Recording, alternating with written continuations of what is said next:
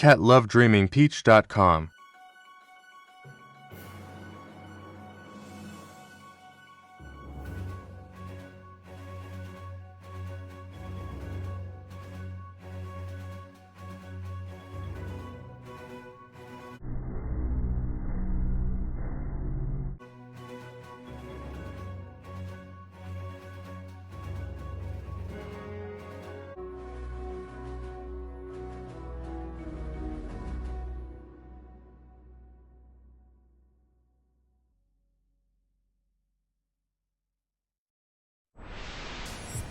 Play the clip. If Kamala wins, you will have mass amnesty and citizenship for all of the Biden-Harris illegals that poured into our country. If I win, you will have the largest deportation operation in American history, starting at noon on Inauguration Day, 2025.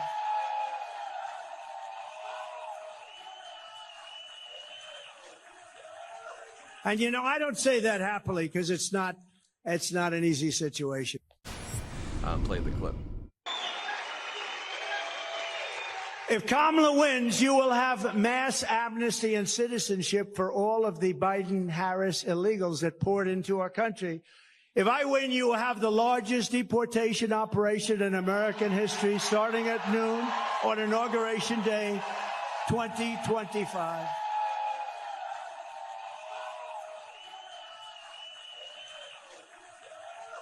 And, you know, I don't say that happily because it's not an easy situation. Great again. When Mexico sends its people, they're not sending their best. And we are going to make our country great again. When Mexico sends its people, they're not sending their best. They're not sending you. They're not sending you. They're sending people that have lots of problems, and they're bringing those problems with us. They're bringing drugs, they're bringing crime, they're rapists. Who's number one with Hispanics? Trump. Yes, you told us Trump. that earlier. I love the Mexican people and their spirit, but the country of Mexico is killing us. I want to build a wall. I'm going to build a wall. I want to build a wall. No, go ahead, Donald. No, I'm a gentleman, Hillary, go ahead. What I say is what I say. And honestly, Megan, I'm going to take such good care of women's health care issues, you won't even believe it. Do you believe in punishment for abortion? Yes or no, as a principle? The answer is that there has to be some form of punishment. For the woman? Yeah, there has to be some form. Such a nasty woman. Trust fund. I have tremendous respect for women. Have you ever done those women things? Have respect for me. But I'm surging with women. I think Hillary would be a terrible president. To Hillary, to Donald Trump has small hands. So I said, small hands? These guys know. I hit a ball 280 yards. Stand up, my club champion, stand up. Do I hit the ball good? Do I hit it long? Is Trump strong? Huh? He referred to my hands. If they're small, something else must be small. I guarantee you there's no problem. I guarantee it. Slide. Maybe we unfortunately had a massive distributed denial of service attack against our servers. you know, it hit very hard, but hit the ear. And I also heard people. The sort of slide that got you to turn that saved your life really was the illegal immigration slide. Maybe this, maybe this is worth talking about that. It was that slide saved your life. No, the illegal immigration saved my life. You're right, but and they're telling them, if you come back, we're going to kill you. We're going to give you the death penalty or kill you. So they don't want to come back. But these are rough people. Yeah. These are criminals that make our criminals look like nice people, and it's horrible what they're doing. 2020 election. Donald Trump has been indicted twice over his efforts to overturn the 2020 election, and some of his recent attacks on Vice President Harris and how she became the Democratic nominee are stirring fears that he's laying the groundwork to try to do it again. This was a coup. This was a coup of a president of the United States. Actually, they forced him out. It was a coup. We had a coup. That was the first coup in the history of our country. And it was very successful. She was the first one out. And that you can then be picked to run for president, Seems to me actually unconstitutional. And my panel is back now. I'm not a lawyer, but I do have a broad sense of the Constitution. And I don't think the Constitution says anything about political parties or how a nominee should be picked in a political party, which is exactly what the whole story within Biden and Harris, Biden going out and Harris being put in there, says. Okay. Yes. Okay. All right. So just putting that aside, let's look at the big picture, because every time I hear him or people who are allies of Donald Trump say coup or say, you know, I spent $100 million on Joe Biden and look at the sort of a bait and switch, I think, uh-oh, what happens if he loses? Is he telling us ahead of time what he's going to do after Election Day, just as he did in the 2020 election? This, to me, is almost the latest iteration in what we've seen for the past couple of years now. The former president hasn't stopped in trying to sow doubt in democratic systems, in the elections, and the integrity of elections, really since the 2020 election, right? And now you see the latest iteration, which is trying to basically put the focus on Kamala Harris now being at the top of the ticket as well. You've heard him use words like coup and what have you, but as you say, there's nothing in the Constitution that backs that up, you know, obviously. And there's a process in place that is now playing out.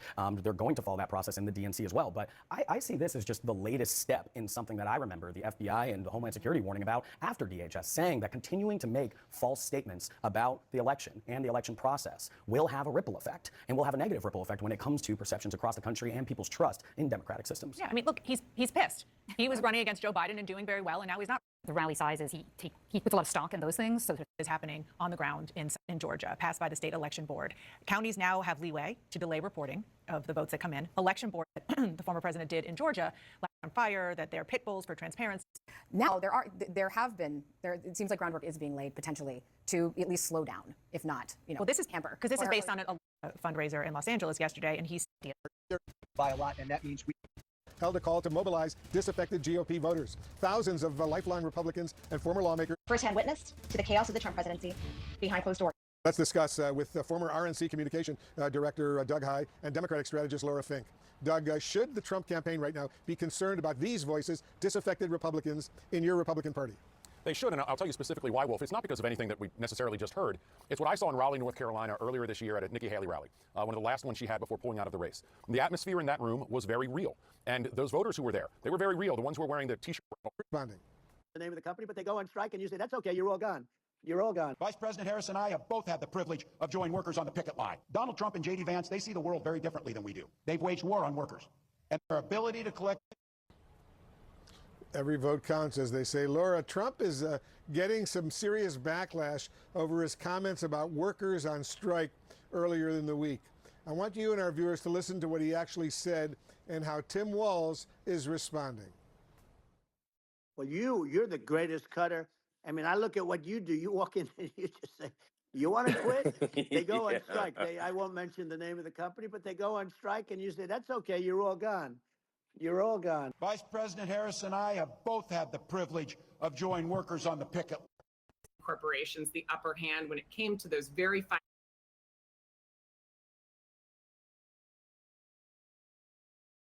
Here's a comparison of border security and immigration under Trump and Biden, based on the data provided. Trump administration. Border apprehensions. End of Trump's term, apprehensions were high, with over 70,000 in December 2020 and January 2021. This was higher than in the last months of Obama's presidency. Overall trend, border apprehensions fluctuated significantly, peaking in mid-2019 with over 132,000 in May. The final year, FY 2020, saw a 14.7% increase in apprehensions compared to Obama's last year.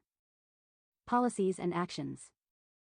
Title 42 policy, implemented in March 2020. This allowed for rapid expulsions of border crossers due to the pandemic, which reduced the numbers temporarily. Remain in Mexico, a policy to keep non-Mexican asylum seekers in Mexico while their claims were processed. Fluctuating numbers, the pandemic led to a drop in crossings, but apprehensions increased again as restrictions eased. Deportations and expulsions. Deportations averaged around 500,000 annually under Trump. Title 42 led to rapid expulsions, but overall deportations were lower compared to Biden's later numbers. Processing and detention. Crowding. The administration struggled with processing capacity, leading to overcrowded facilities and temporary relief measures like expanded use of parole. Biden administration. Border apprehensions. Initial surge, apprehensions soared after Biden took office, partly due to the rollback of many Trump-era restrictions and increased numbers of unaccompanied minors and families. Recent trends, border apprehensions exceeded 1.3 million during the first 9 months of FY 2024, but have decreased after Biden tightened controls and reinstated some restrictions. Policies and actions. Title 42, initially kept in place but ended in May 2023. Biden's administration then faced high numbers of expulsions due to increased border crossings. New policies. Biden introduced new measures and programs, including expanded use of parole to manage migrant flows and address root causes of migration. Deportations and expulsions. Deportations exceeded 740,000 in the year after Title 42 ended, higher than Trump's average due to increased crossings. Biden's policies have led to more expulsions and deportations overall. Processing and detention. Facility strain. The variety and volume of migrants have strained the system, with many being released into the U.S. due to overcrowding and delays in processing asylum claims. Summary. Trump's border situation. High apprehension numbers and fluctuating trends suggest that the border was a persistent issue throughout his presidency. His policies had mixed results, and while there were some reductions in apprehensions due to Title 42, the overall problem remained significant. Biden's border situation. Faced with a sharp increase in crossings initially, Biden's administration has implemented new strategies to manage the situation, including ending Title 42 and introducing expanded parole programs. Apprehension numbers are high but have decreased from their peaks. In both administrations, the border situation has been challenging and subject to fluctuations. Trump's term ended with high apprehensions and ongoing issues, while Biden has faced record numbers but has also implemented new measures to address and manage the situation. Key points on why Trump didn't fix the border. High apprehension numbers. In the final 2 months of Trump's presidency, December 2020 and January 2021, border apprehensions were significantly higher compared to the last 2 months of Obama's presidency. Specifically, there were 71,141 apprehensions in December 2020 and 75,316 in January 2021, compared to 43,251 and 31,576 in the same months of 2016. This indicates that the number of illegal border crossings was notably high during the end of Trump's term. Increased yearly apprehensions. The total number of border apprehensions during Trump's final year, FY 2020, was 14.7% higher than during Obama's last full year, FY 2016. This shows a general increase in the number of apprehensions under Trump. Fluctuating trends. Border apprehensions fluctuated during Trump's presidency. While there were significant drops in 2020 due to the pandemic, overall trends showed high levels of apprehensions, especially in mid-2019. This inconsistency suggests that the situation was not consistently under control. Policy impact. Trump implemented several measures to control illegal immigration, including restrictions on asylum and the Remain in Mexico program. While these policies affected the numbers, they did not fully resolve the underlying issues, as evidenced by continued high levels of apprehensions. Especially before the pandemic drastically reduced numbers in early 2020. Pandemic effects. The pandemic led to a temporary decline in apprehensions due to restrictions on movement, but this was a unique situation rather than a long-term solution to border issues. When restrictions eased, apprehensions increased again. Overall, while Trump's administration took various actions to address border issues, the data shows that apprehensions remained high throughout much of his term, and in fact, the problem may have worsened toward the end of his presidency. The claim that the border was fixed is contradicted by the evidence of ongoing high apprehension rates and the fluctuating trends during his time in office.